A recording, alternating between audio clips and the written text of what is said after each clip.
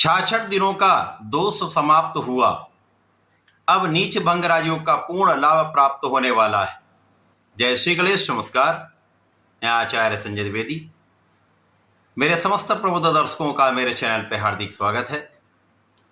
प्रिय दर्शकों, 9 ग्रहों में युवराज बुध जो अत्यंत श्रेष्ठ प्रभाव देने वाले ग्रह हैं, अपना संपूर्ण प्रभाव अति शीघ्र प्रदान कर देते हैं तथा इस जगत के समस्त कार्यक्षेत्रों में अपना संपूर्ण प्रभाव रखते हैं। बुध के बिना कोई कार्यक्षेत्र संभव ही नहीं है, क्योंकि जहाँ पर वाणी है वहाँ पर बुध हैं, जहाँ पर बुद्धि है वहाँ पर बुध हैं।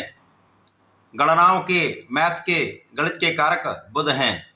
इसी प्रकार से कला का जितना भी क्षेत्र है वो बुध के कार्यकत्व में आता है।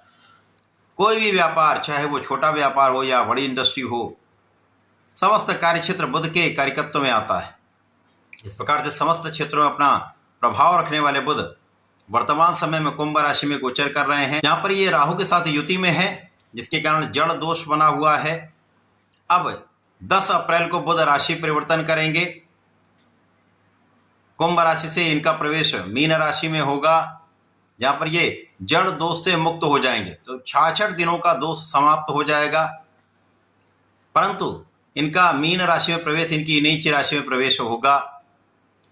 यहां पर बुध का नीचत्व भंग होगा, जिसके कारण नीच भंग राजयोग का पूर्ण लाभ प्राप्त होने वाला है। प्रिय दर्शकों, आज मैं कन्या राशि के लिए, जो बुध की उच्च राशि है, बुध के इस राशि परिवर्तन का दोष मुक्त होने के पश्चात बुध के इस समय काल का, नीच भंग राजयोग का तथा बनने वाले कई योगों का किस प्रकार का परिणाम आपको प्राप्त होने वाला है, किन किन भावों में वृद्धि होगी, इस समय का कैसे आप उपयोग करके लाभ ले पाएंगे, अथवा कहीं पर कोई समस्या या अवरोध है तो उसका क्या निराकरण है, संपूर्ण विश्लेषण मैं पूर्ण तरीके के साथ करने जा रहा हूं। प्रिय दर्शकों, इस राशिफल को आप अपने लग्न तथा राशि दोनों के अनुसार देख सकते हैं। अब कन्या राशि के लिए यदि हम अवलोकन करें तो बुध आपके कर्मेश तथा लग्नेश है। कर्मेश लग्नेश का वर्तमान समय में जो गोचर चल रहा है वो आपके षष्ठम भाव में चल रहा है। षष्ठम भाव त्रिक भाव, जहाँ पर समस्त ग्रह निर्बल हो जाते हैं तथा यहाँ पर राहु के साथ जड़ दोष में भी थे, जिसके कारण 66 दिनों में बुध अपना संपूर्ण प्रभाव नहीं दे पाए। यहाँ पर समस्त कार्यक्षेत्रों में निर्बलता रही, कुछ मौसम के रोग हुए, कुछ समस्याएं रहीं, अवरोध रहे, विवाद रहे, विरोध रहे तथा इसी प्रकार से यहाँ पर धन की स्थिति कुछ उतार चढ़ाव वाली थी।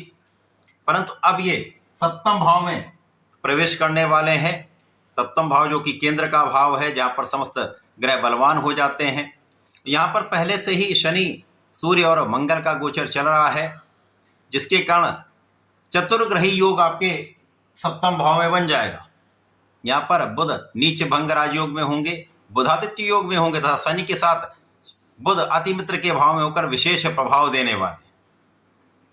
तो कन्या राशि के जातकों का लग्न अत्यंत प्रबल होने लगेगा, क्योंकि इन 4 ग्रहों का सीधी दृष्टि का प्रभाव लग्न पर है। तो आपकी स्वास्थ्य समस्याएं यहाँ पर कम हो जाएंगी, आप स्वस्थ रहेंगे, आपका मानसिक बल बढ़ेगा, आपका शारीरिक बल बढ़ेगा तथा आपका आर्थिक स्थिति का भाव अत्यंत प्रबल हो जाएगा, क्योंकि यहाँ से आप अपना संपूर्ण प्रभाव देने वाले हैं, अब अपना संपूर्ण प्रयास करने वाले हैं। और जब स्वास्थ्य ठीक हो जाता है तो आप अपना संपूर्ण परिश्रम करते हैं। तो यहाँ पर आप अपना संपूर्ण प्रयास करने वाले हैं, पूर्ण पराक्रम करने वाले हैं, जिसका लाभ आपको आपके कार्यक्षेत्र में मिलने वाला है। बुध के इस परिवर्तन से बुद्धि कुशाग्र रहेगी, वाणी अच्छी रहने वाली है, जिसके कारण जो वाणी का दूषित प्रभाव समाप्त हो रहा है उससे भी आप अच्छा लाभ लेंगे। बुद्धि प्रखर रहेगी, जिससे आप अपनी गणनाओं को अच्छे से करके, अच्छा एनालिसिस करके, अपने बुद्धि बल, अपने ज्ञान के बल पर, अपनी शिक्षा के बल पर विशेष लाभ की प्राप्ति करने जा रहे हैं तथा इस समय आपके प्रभाव में कई गुना वृद्धि हो जाए। जो लोग सरकारी नौकरी में हैं, प्रशासनिक सेवाओं में हैं, सरकार में है या राजनीति में है, उनके लिए भी यहाँ पर मान वृद्धि, यश वृद्धि तथा लाभ वृद्धि का समय प्राप्त हो रहा है। यहाँ पर आपके ज्ञान में भी वृद्धि होगी, आपका विशेष ज्ञान प्रबल रहेगा। साथ ही साथ यहाँ पर शत्रुओं पर नियंत्रण हो जाएगा। अब शत्रु का पराभव होगा, विरोधियों का प्रयास असफल होगा तथा आपके मार्ग के अवरोध दूर हो जाए। जैसे जैसे ये गोचर आगे बढ़ेगा, बुध का बल बढ़ेगा।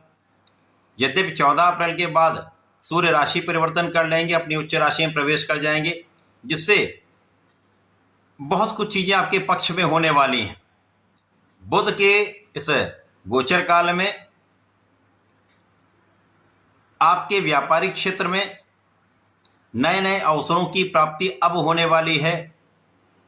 जो प्रयास आपने किए हुए थे उन प्रयासों में अब आपको सफलता मिलेगी। यहाँ पर आपकी गणनाएं श्रेष्ठ रहने वाली हैं, जिनका पूर्ण प्रभाव आपको आपकी कार्यक्षेत्र में प्राप्त होगा। व्यापार में आपका विस्तार होगा। प्रोफेशन में नए नए कॉन्ट्रैक्ट की प्राप्ति होगी। आपकी देश विदेश की यात्राएं यहाँ पर हो सकती हैं। यात्राओं में आपको लाभ भी मिलेगा। अब यहाँ पर अनावश्यक व्यय भी रुक जाएगा, और जब व्यय पर नियंत्रण हो जाता है तो अपने आप लाभ बढ़ने लगता है। बुध के इस गोचर काल में शैक्षिक स्तर में वृद्धि होगी। अभी तक जो मन का भ्रम हो रहा था या अपना संपूर्ण प्रयास अपने पढ़ाई के क्षेत्र में नहीं कर पा रहे थे, आपका मनोबल उतना अच्छा नहीं हो पा रहा था, अब आपका मनोबल भी अच्छा रहेगा। आपको पिता का सहयोग भी मिलेगा, आपको अपने गुरु का भी सहयोग मिलेगा, तथा यहाँ पर आप अपने ज्ञान के क्षेत्र में बहुत अच्छा करने वाले। अब आपका प्रयास सफल रहेगा। इसी प्रकार से संतान पक्ष पहले से अधिक बलवान होगा। संतान के कारण जो चिंता थी वो दूर होगी। यहां पर जीवन साथी के साथ सामंजस्य पहले से अधिक अच्छा हो जाएगा। यहां पर आपसी मतभेद दूर होने लगेंगे, क्लेश कम हो जाएगा, तथा साझेदारी में यदि आप काम करते हैं तो वहां पर यदि आपने सोच विचार कर निर्णय लेने आरंभ कर दिए, अंधविश्वास नहीं किया, समझदारी से आप कार्य करते रहे, नियंत्रण आपने रखा, तो निश्चित रूप से इस समय में आपको लाभ मिलेगा। इस पूरे समय में आपको न्यायोचित रहना चाहिए, सोच विचार कर न्याय संगत कार्य करना चाहिए, तो आपने कार्य क्षेत्र में निष्ठा रखनी चाहिए। यदि आप निष्ठा से कार्य करते हैं, किसी प्रकार की लापरवाही नहीं करते हैं, तो इस समय का संपूर्ण उपयोग अच्छे धन प्राप्ति के रूप में आप करने वाले, क्योंकि यहाँ पर कर्म क्षेत्र के स्वामी बुध है, तो कार्य क्षेत्र में 100% विस्तार होगा और शनि इसको कई गुना बढ़ा देंगे, और इस विस्तार का लाभ आप प्राप्त करने वाले हैं। तो जितने भी अवरोध पीछे आए, 66 दिनों में जो समस्याएं रहीं, वो दूर होती जाए।